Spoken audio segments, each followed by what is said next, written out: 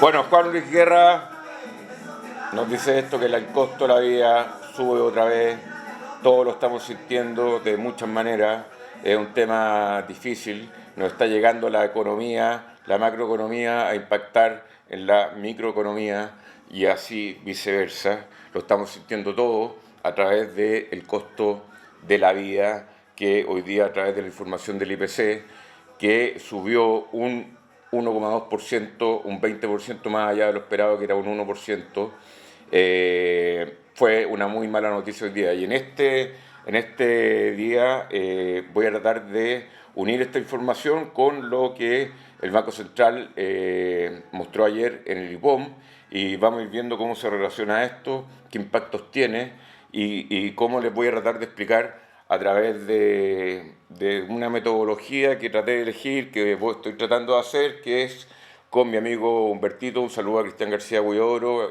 gran actor que nos hizo reír mucho con este personaje que no entendía nada. Entonces, yo en vez de decir lo voy a explicar con pera y manzana, yo lo voy a tratar de explicar para Humbertito.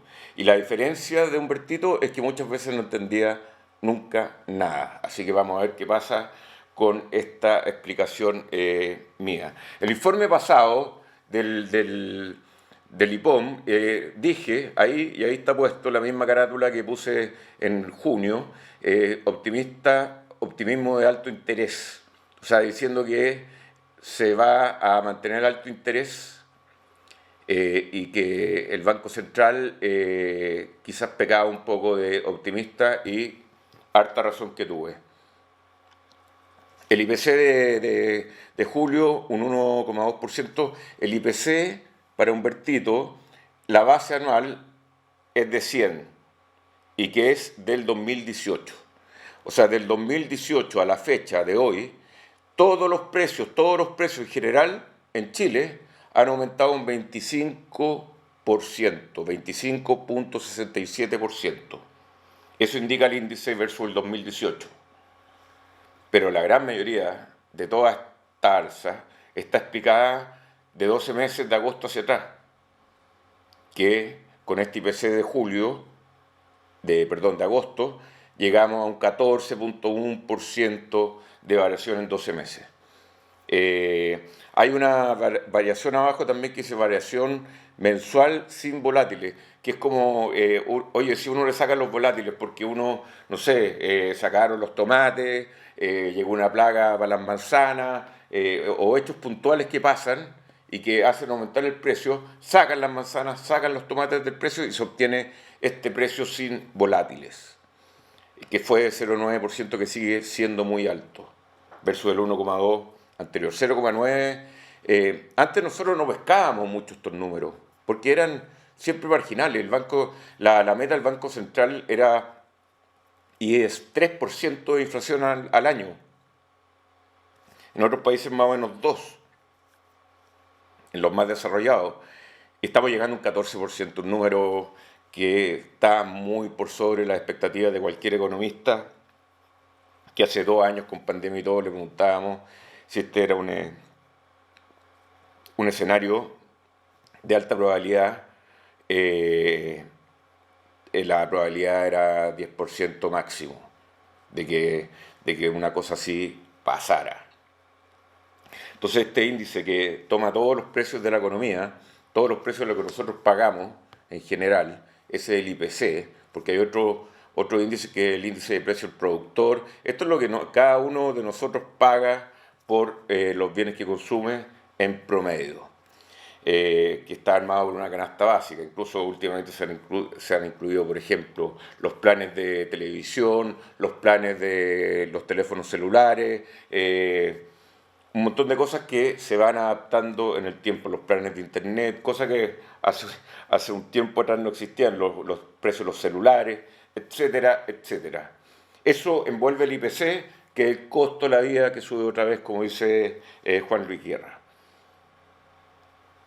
Entonces la inflación no cede, ese es mi titular, no cede, con información fresca el mes de agosto, salía hoy día en la mañana. Y lo peor de todo, que el IPC está muy explicado, muy fuertemente explicado por categorías que son muy sensibles a toda la gente.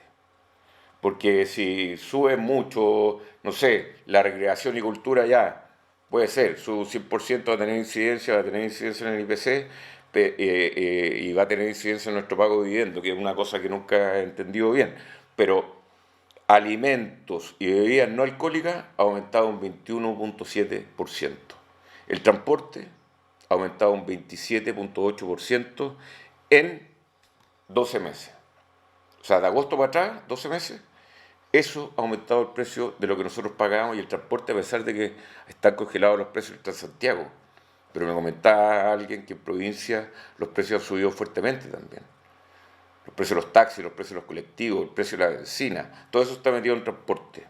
En cambio, por ejemplo, comunicaciones, uno ve que no, el tema no lo ha afectado y todos los días te llaman empresas para ofrecerte planes más baratos de 5G, porque hay una economía de escala que se está aprovechando y de la competencia y por lo tanto el comunicación y transporte en 12 meses ha disminuido casi un 5%. Vestuario y calzado, un 1,5% de variación.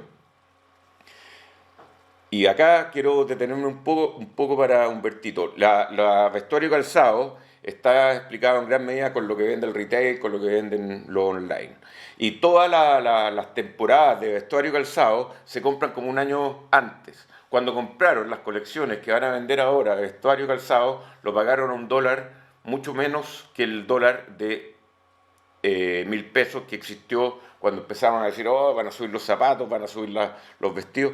No, se pagan al dólar que había anteriormente. Entonces las empresas que tienen una gran competencia, los retailers, llegan, bajan los precios y tratan de deshacerse de sus stocks. Y por lo tanto, el vestuario calzado, que con un tipo de cambio como el que teníamos, la gente pensaría que iba a subir mucho más, no, porque va rezagado. Este resultado va rezagado por la operación de la gente que trae los zapatos y calzados que le decía yo que compran como un año antes.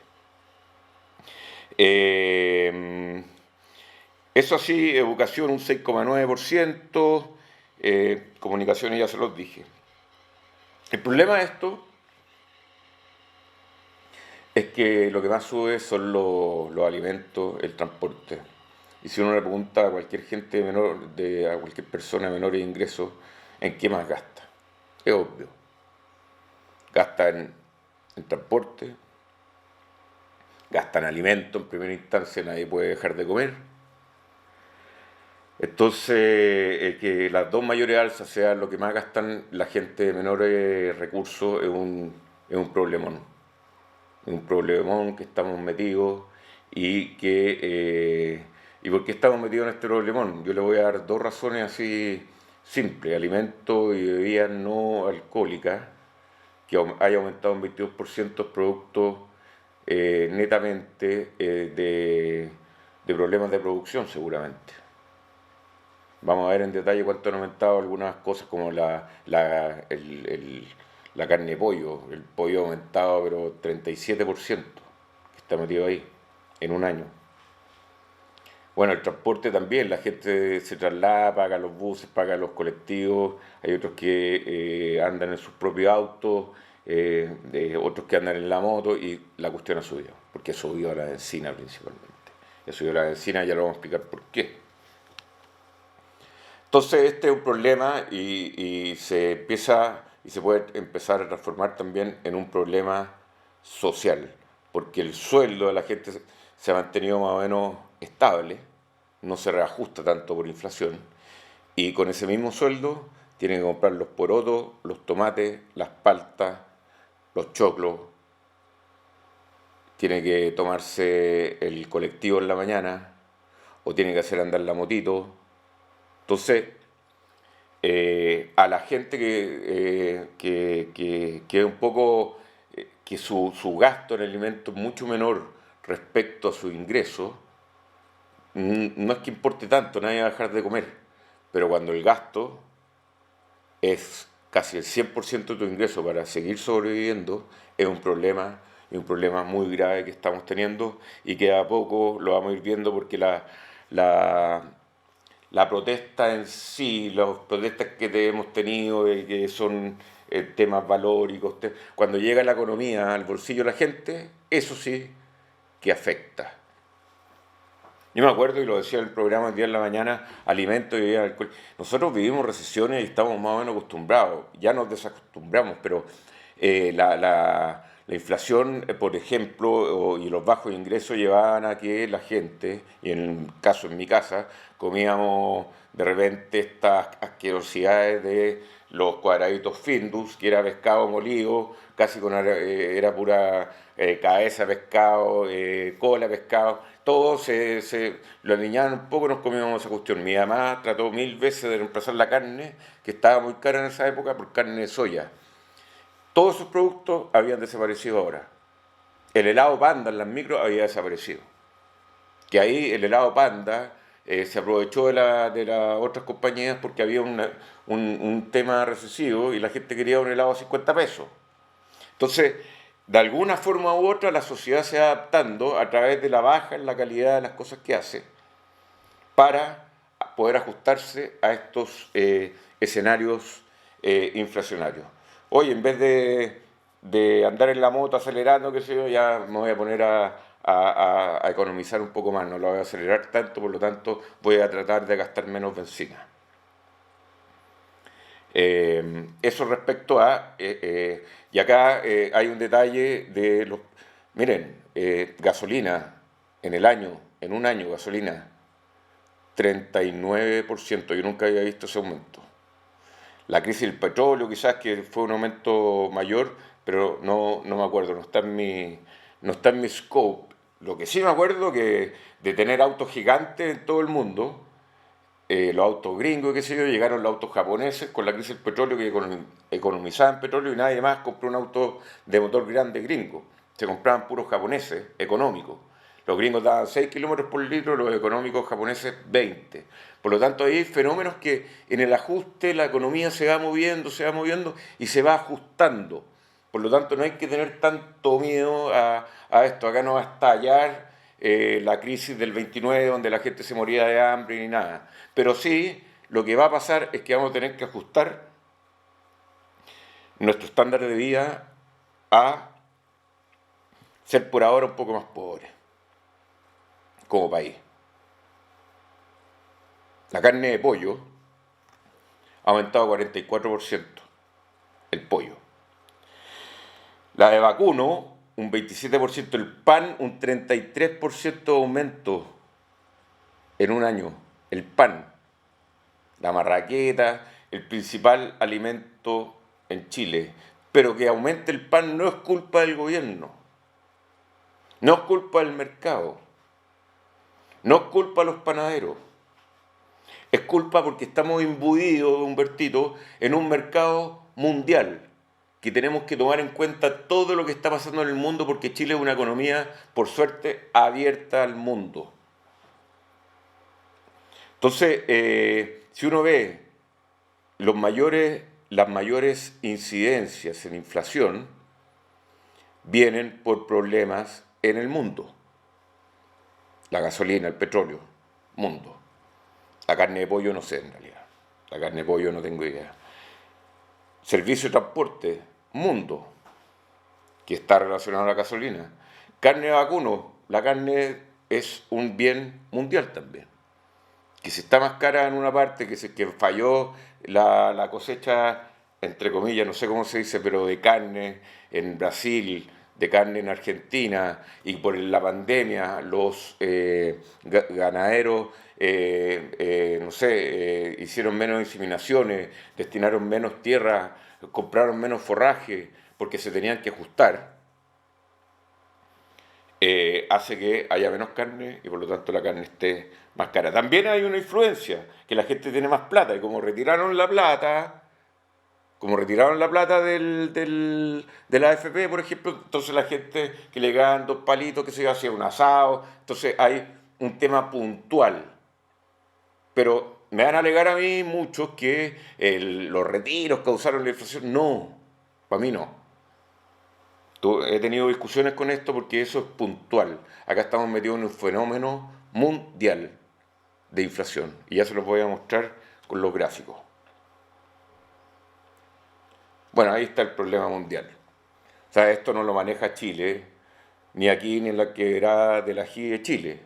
O sea, Reino Unido, Estados Unidos, Eurozona, todos con los mismos indicadores de inflación, algunos llegando a 2 dígitos, la inflación mundial.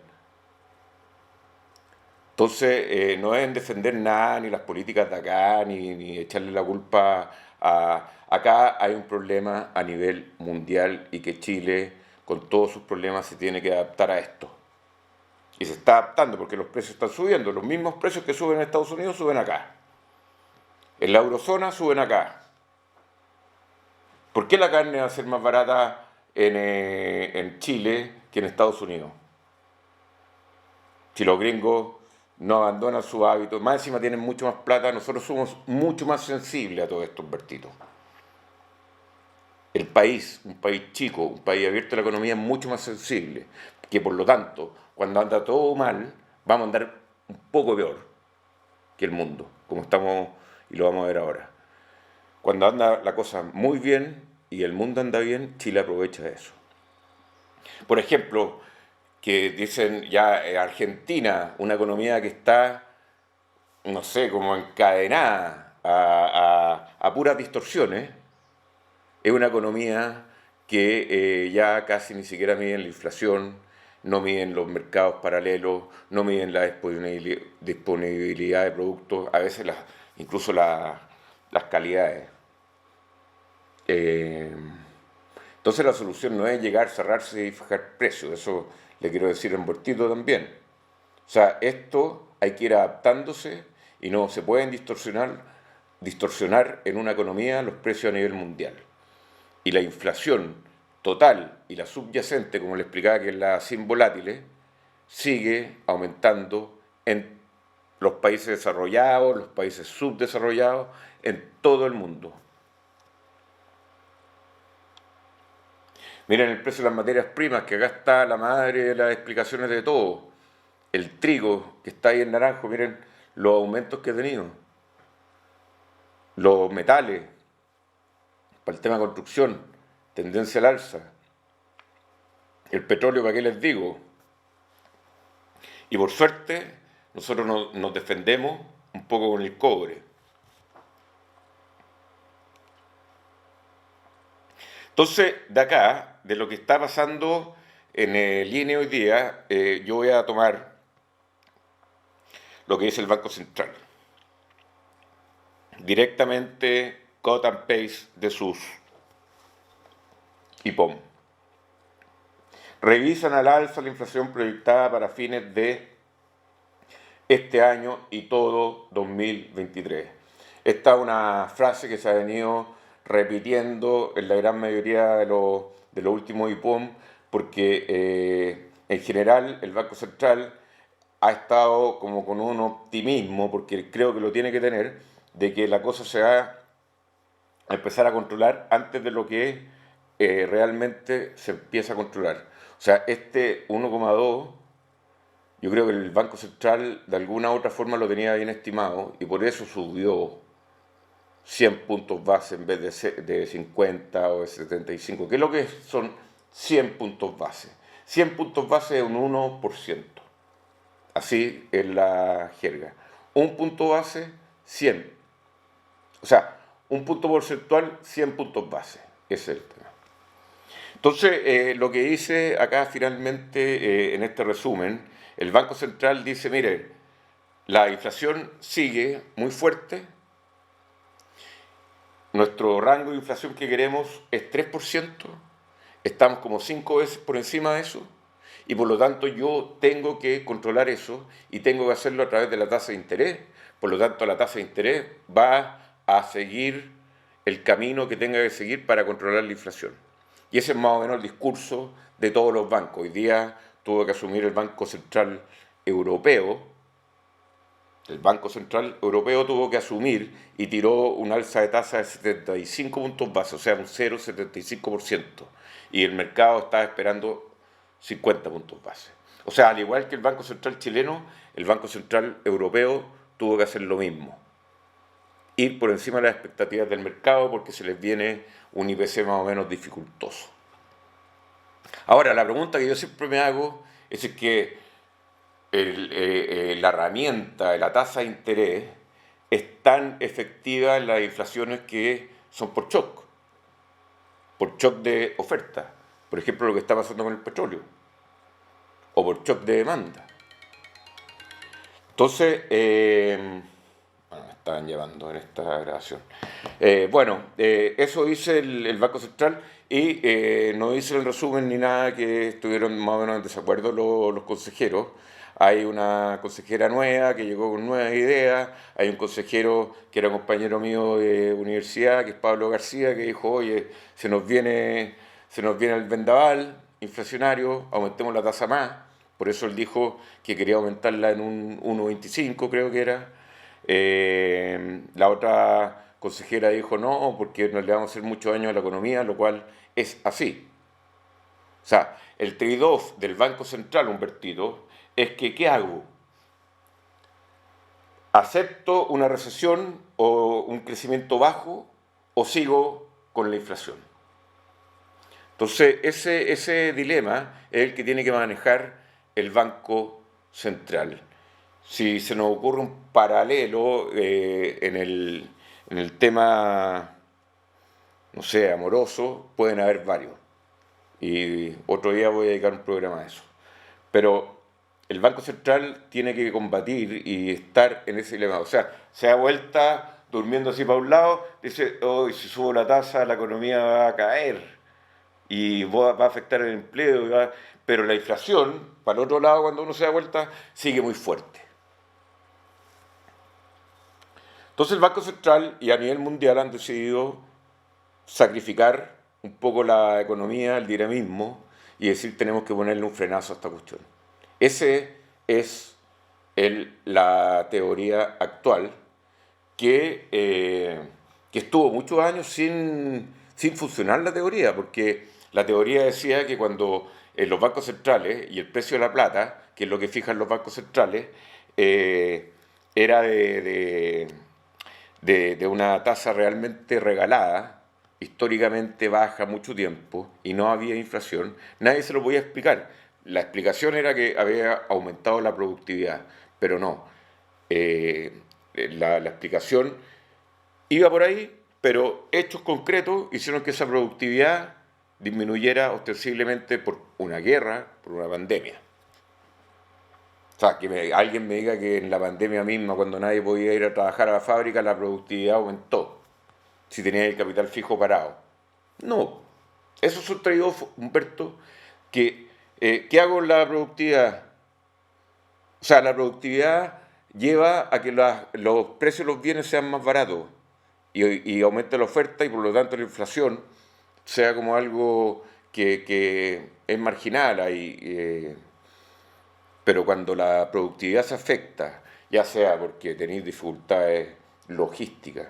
Oye, si el precio de los fletes de los barcos, los que te traen los zapatos, los polerones, los iPhones, las cámaras, a todo esto, todas estas cámaras, todo esto que me traen mis amigos de, de Sound Advisor y Promatic, que les agradezco mucho. Todavía tenemos que seguir mejorando, pero ya van a ver que vamos a mejorar. Sound Advisor y Promatic. El tema de la logística, al final, ¿saben por qué subieron los precios de los barcos? Y eso se lo agradecía a la gente de Vapores por los camioneros, porque no habían camioneros que sacaran los containers ¿cómo se llama?, de los puertos, y por lo tanto todo ese stock se trasladó a que los barcos no podían operar y por lo tanto cuando operaban iban a cobrar más caro.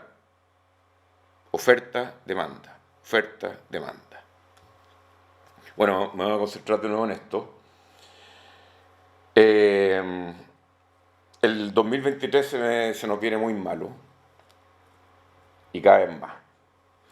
Y acá destaco una cifra, que ya el 2022 está más o menos jugado, el 2022 vamos a crecer en un rango entre 1,75 y 2,25, incluso el rango alto entre el IPOM de junio y el IPOM de septiembre permanece más o menos igual, 2,25% el rango máximo que explica que entiende el Banco Central que va a crecer Chile en el 2022, pero el 2023, en el mes de junio, era -1 o 0. O sea, había la probabilidad de que nos estancáramos nomás, o que creciéramos un 1%. Pero ahora, con toda la data que maneja el Banco Central, imagínense, dice que podemos decrecer un 1,5% en Chile a 0,5%. El rango supuestamente apunta a la realidad que va a ser según el Banco Central. O sea, es un 2023 que después de sin efectos pandemia o algo, vamos a caer en decrecimiento. Y en decrecimiento con tasa alta y con inflación. Porque ahí vamos a ver las estimaciones de inflación también son... y el 2024 en términos de PIB se ve que se mantiene hacia 2024 en mucho tiempo todavía. El- la inflación estimada por el Banco Central, en diciembre del 2021 la inflación acumulada fue de 7,2 puntos. La inflación, perdona ahí que no se ve tan bien, pero le voy a ir diciendo los números ahí donde está la línea del televisor. Pasamos de un 9,9% estimado el 2022 de inflación al 12% y hoy día está aumentando. Eso con el IPC por encima de lo esperado, por encima de lo esperado por el mercado y por lo tanto por encima de lo esperado también del Banco Central, que en términos de expectativas se mantiene más o menos alineado con el mercado, que eso es algo que hay que hacer, Humberto. 2,7, 3,3 es la inflación estimada para el año 2023. O sea, una inflación que marginalmente ya estaría bajo el control del Banco Central.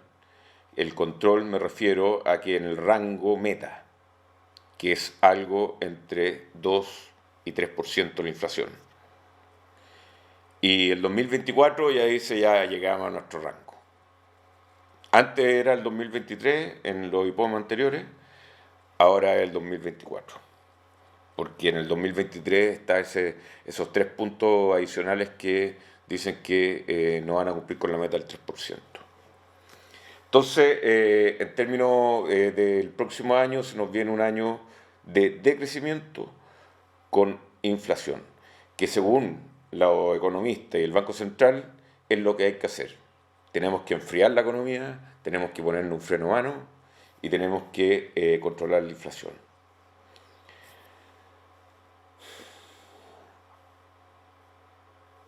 Nuestros socios clientes, llámese China, Estados Unidos, Europa, todos los que exportamos, le exportamos vino, fruta, cobre, litio, todo eso, todos van a crecer, supuestamente, según el Banco Central. O sea, los socios comerciales que crecieron 6,4 puntos en el año pasado, 2021, se espera que crezcan este año entre 2,7 y 2,6%, le bajaron un poco la estimación en este último IPOM, el 2023 van a crecer también, el 2024 también van a crecer y un poco más fuertemente. El Banco Central estima un precio del cobre también bastante bueno y con tendencia a la baja, y eso hace más conservadora las estimaciones de 3,70 a 3,50, de 3,45, 3,40. Bueno, eso es levantar el dedo y hacer así. Vamos a creer que el precio del cobre va a seguir bien, a menos de que salgan algún sustituto, a menos de que aumente mucho más porque no se hacen proyectos, a menos de que Chile llegue y baje su productividad minera porque ya llegamos a un tiempo de que nadie trabaja, porque los mineros se van a huelga todos los días. Entonces, ese precio del cobre es algo como el dólar y como todos los precios, casi todos los precios de la economía, es muy difícil de estimar. Por eso está la gracia de los economistas que tratan de estimarlo. Tratan. que nadie sabe. Si uno tuviese la bolita de oro en todo, le chuntaría todo, seguramente. Pero es imposible tener esa bolita porque hay tantas circunstancias que influyen en la economía, en la micro y en la macro, pero en los precios puntuales. Porque la macro la voy a ir estimando, tal cual lo hace el mundo. Pero lo otro es que estaremos con freno a mano. Acá esto es información del Banco Central de Chile, porque está aumentando el déficit de cuenta corriente, la cuenta que uno paga, la cuenta corriente, cuando uno hace el cheque, hace la transferencia, y versus lo que uno produce, hay cada día un déficit más grande en los hogares, en las empresas, en el gobierno, en todo. Y eso es muy malo. Es muy malo porque nos va a restringir nuestra capacidad de acción. Nuestra capacidad de acción con la cuenta corriente está con freno a mano. Por eso, como la cuenta corriente está más o menos con freno a mano, el Banco Central, para dar liquidez al mercado, si es que queda algún problema, ya tiene una línea de crédito, tal cual usted tiene su línea de crédito para las urgencias, que ayuda mucho, pero es cara. Pero si uno no tiene plata y te dan una línea de crédito, la va a tomar. Porque así es la naturaleza humana incluso. Nadie va a dejar de alimentar a los niños o a las mascotas ahora porque no tiene plata, la va a conseguir de alguna u otra manera. Antes, antiguamente, se le pedía prestado a alguien. Oye, tío, préstame plata, que tengo que, no sé, parar la olla. Hay gente que pide hasta limosna, lo básico de eso. A nivel grande, el Banco Central de Chile le dice a un banco internacional, al FMI creo que, déjame plata prestada a esta tasa y yo veré si es que la uso o no la uso. Porque si tengo problemas de liquidez en la economía, la voy a tener que usar. Y ahí tengo a dónde sacar para seguir viviendo. Eso es lo que dice la cuenta corriente. Al final, toda esta economía es más o menos, piensa usted, Humberto, en su economía familiar. Las economías de los países son más complejas, más todo, pero en esencia, si una familia tiene, no sé, 10 miembros y de los cuales 5 trabajan para mantener a los otros 5, bueno, y trabajan en trabajos productivos y les va bien y qué sé yo, pero si después en esa familia nadie trabaja y empiezan a comerse la herencia a través de liquidar bienes y esos bienes llegan a la cuenta corriente que está acá y siguen gastando y se van quedando sin bienes y después nadie les va a prestar. Eso es liquidez. Y por ahora Chile cuenta con liquidez. Cuenta con liquidez cada vez menos, pero cuenta con liquidez a pesar de esta caída tan fuerte en los saldos de cuenta corriente de todos los agentes económicos en Chile. Y finalmente, entonces, todo esto, toda la inflación que les expliqué, por qué hay inflación, cómo se relaciona con la economía mundial, el Banco Central tiene que tomar una decisión. Esa decisión que tomó ayer es subir el rango de esta tablita que estoy mostrando ahí, que ya tiene una cantidad de olas, pero tiene un rango. Y ese rango, cuando ustedes ven perdón, para el otro lado, ese rango de bajada es el rango de bajada que espera el Banco Central hacer para normalizar las tasas en un futuro cercano, para cuando se normalice la inflación. Y estamos en un punto de quiebre porque septiembre nos queda quizás un informe más, 2 informes más para que este tema se controle. En el informe pasado yo puse ahí que tenía las dudas, estaban bien puestas, y ahora sigo pensando que hay una duda importante en qué va a pasar con la tasa de interés en Chile, qué va a seguir pasando con la inflación, qué va a seguir pasando a nivel mundial. Y eso depende en gran medida también de qué va a hacer con las cosas políticas. Porque, por ejemplo, Humbertito, si nos pilla una guerra, ¿qué va a pasar? Lo que está pasando, una guerra chica todavía, una guerra entre Rusia y Ucrania. Es como que hubiese una guerra entre, no Perú y Bolivia, porque es mucho más relevante, pero si hay una guerra comercial, como estuvimos muy preocupados en la era de Trump, pero si hay una guerra entre China y Estados Unidos, todo esto uno lo arruga así como la constitución nueva que propusieron y lo tira al tacho y hay que ver qué hacer. Y el Banco Central está haciendo lo mismo que todos los bancos centrales en el mundo. Eso ya se lo había dicho. Todos están elevando la tasa y hoy día, 8 de septiembre, el Banco Central hizo el aumento de Europa, hizo el aumento de tasa más grande yo creo que ha hecho en el último tiempo, de 75 puntos base, 0,75%. Ese Banco Central de Europa está ahí. El verde es Brasil, que siempre ha tenido una tasa alta. Esa tasa se llama la Selic. Bueno, eso les tenía preparado hoy día. Realmente les doy las gracias por sintonizarme. Ya he logrado varias metas en el canal y los dejo invitados a que me comenten si es que entendieron o no. Si es que no entendieron, escríbanme un comentario y yo les voy a tratar de explicar a través de los comentarios que están abiertos ahí en el YouTube. Muy buenos días, muy buenas tardes, muy buenas noches y muchas gracias.